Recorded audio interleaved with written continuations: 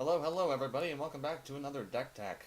Today we're talking more modern, and in fact we have another mostly mono green deck, or green deck for today's Deck Tech, as we'll be talking about Genesis Wave.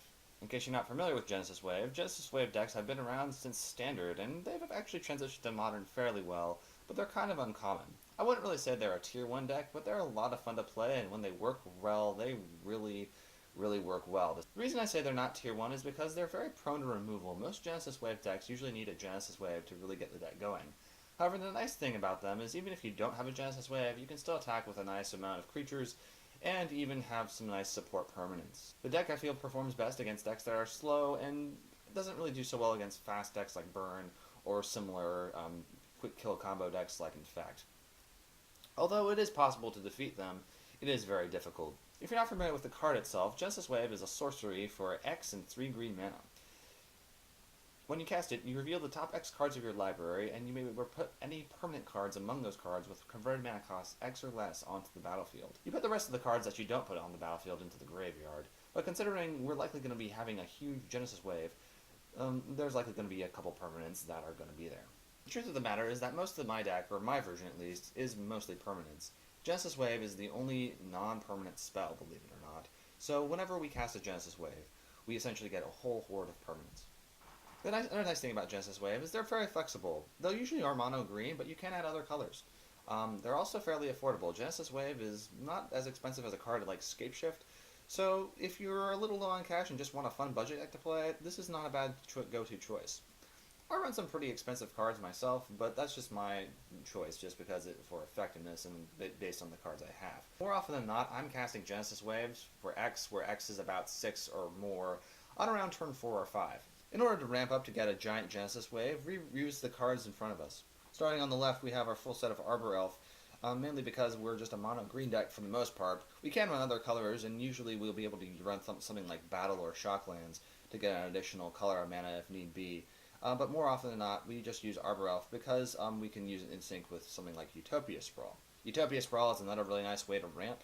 It is pretty expensive, but it's well worth it. It's a very powerful card. I've been using it in other decks for years, and I know how powerful this thing can be.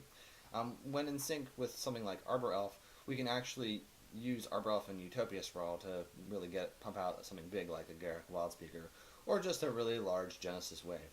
Lotus Bloom is essentially just Black Lotus, but it's not really well liked among impatient people. You'll essentially get a Black Lotus 3 turns after you suspend Lotus Bloom, but considering we're not going to be casting Genesis Wave till probably about turn 4 or turn 5, Lotus Bloom just works wonders for this deck. Essentially, you're basically just setting up a huge wave early game if you have more than one, and the more the merrier. If you get a couple of these, your Genesis Wave is going to be pretty ridiculous. Your opponent may just scoop out if it resolves. Since we run 2 copies of Nyx's Shrine to Nyx, our devotion to green is usually pretty huge, considering we have a lot of green permanents with a lot of green pips in their mana cost. Garruk can actually untap Nyx, so we can actually make good use of it multiple times in one turn, and therefore really pump out a really big Genesis Wave. Since we're going to be going through our deck really quickly if we cast a giant Genesis Wave, we want lots of really awesome creatures that provide us a ton of value. But at the same time, we want them to be able to keep the pressure going if we can't get a Genesis Wave. Starting with our support crew of creatures, on the left we have our set of Elvish Visionaries. This could probably be something else if you really wanted it to. I just like having them because they cantrip and get us closer to our Genesis Wave. Like I say, there probably is something that you probably could use. You could probably use like a double green creature in the mana cost just to provide more devotion to Nyx. But other than that, I really like it so far. An important thing to note about Genesis Wave is it's actually kind of similar to a card like Collected Company, where all the creatures it brings in that have triggered abilities upon entering the battlefield don't trigger until the spell fully resolves. This way, if you have a card like Eternal Witness here on the right, you'll be able to actually get your Genesis Wave back and cast it again the next turn if you wanted to. Personally, I would probably run 2 Eternal Witness, but I like to run a Reclamation Sage just because there's a lot of really annoying artifacts and enchantments in the format. But if you know you run against a lot of decks that run a lot of disruption, like Thoughtseize, similar things, that this deck kind of has some struggling issues if it really gets out of hand, then I'd probably run an extra Eternal Witness. I also like to have a Wall of Roots just as a little mana booster and blocker against aggro decks. But like I say, if your meta is different from mine, you can feel free to use something different. While that last group of support creatures is subjective to change based on the player's preferences, honestly, I feel like this next group of creatures is kind of essential for the deck.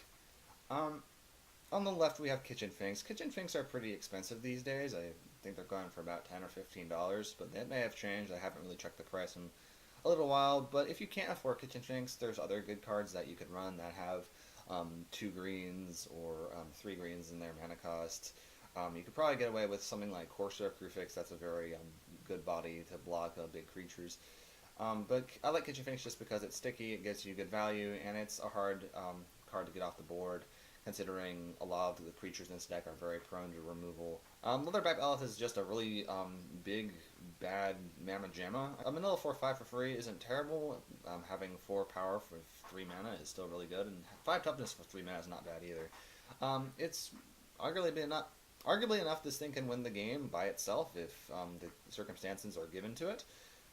But frankly, it's just mainly there for the devotion. I like having a triple green in there, just because when you have Nykthos out with this guy, you just get so much mana. And it's just fantastic. We do run one Obstinate Baloth in our main deck, just because of aggro decks that could probably take us out. I like having it just to be there as an extra big body and an extra big creature, and it's pretty hard to get rid of. Having a big creature like that is pretty hard to deal with in a format like this. Now, based on my personal preference, I just like to run my full set of Primeval Titan in this deck, mainly just because we're usually casting Genesis Wave for over 6 mana, and when we get it, we can just burst into action with a giant Prime Time.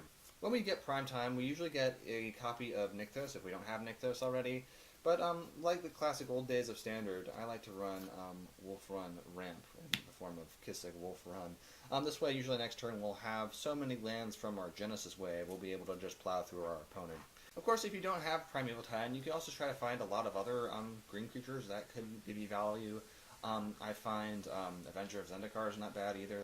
Another thing that's very popular in these decks is Craterhoof Behemoth.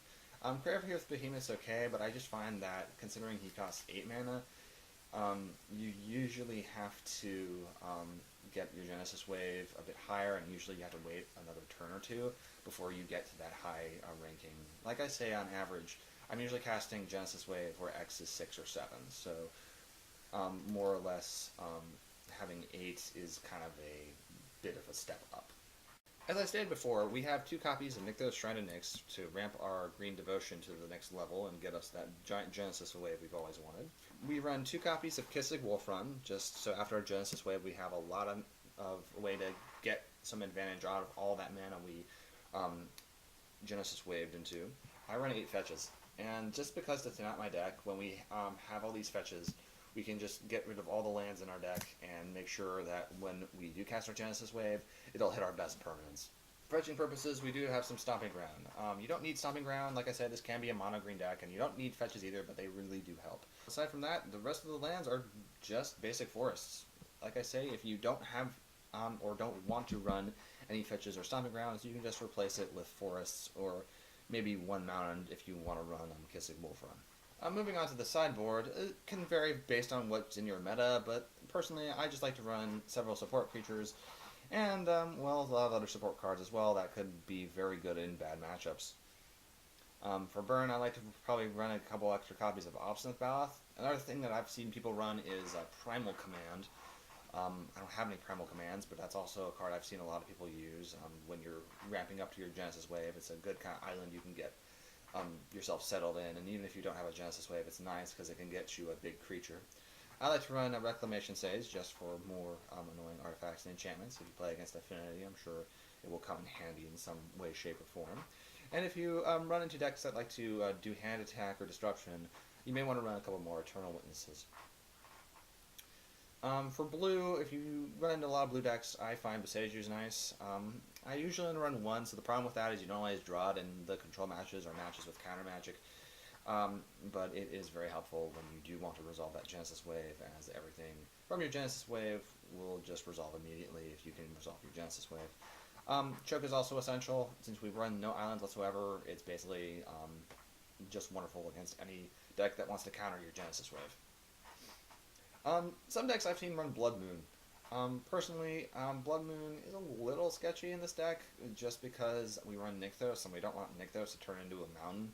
It's kind of annoying, but if you know you run decks that just are completely reliant on non-basics, you can very well get away with running Blood Although I don't run white main, you can run Leyline of Sanctity, but you can also run white, and rather than having Stomping Grounds, you can run like Temple Gardens or Canopy Vistas, and run white cards like Leyline of Sanctity. You can even run white creatures.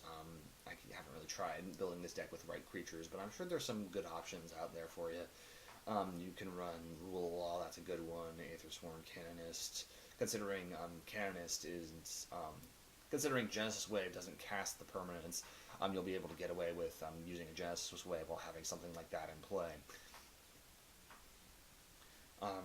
You can also bring in cards that are good against particular matchups, like Scape Shift. You can use like Aven Mind Sense or various things that could potentially slow down any particular deck or archetype in the format. It's just, the list goes on, and I could go on forever about it. But the point is, the deck has a very flexible sideboard, and it has a lot of great options, despite the fact that, more often than not, these decks are mostly just mono-green. And that was Genesis Wave for Modern. This deck is wonderful if you love playing mono-green decks, or just love playing green decks that generate a ton of value really, really fast. Although this deck has some pretty glaring weaknesses, like the inability to really disrupt your opponent, or kind of crumble upon occasional disruptive spells, it's a very fun deck to play, and if you know your meta is full of decks that aren't super disruptive, it may actually have a shot. Thank you all again so much for watching. If you haven't already, please like and subscribe, as everybody deserves to have the knowledge of Magic the Gathering, and doing so will help get this and all the other videos on my channel out there. Again, my name is Respector, thanks again for watching, and I'll see you all next time. It's a bit of an emergency here. I don't know if you can hear it or not, but I guess the cops are after me because they don't want me casting this giant Genesis Wave. Oh no. Oh jeez. I didn't think Genesis Wave was that broken. I mean, I knew about the Grishel brand, but this isn't that broken. I mean, it's fair and it's fun. It's good Magic.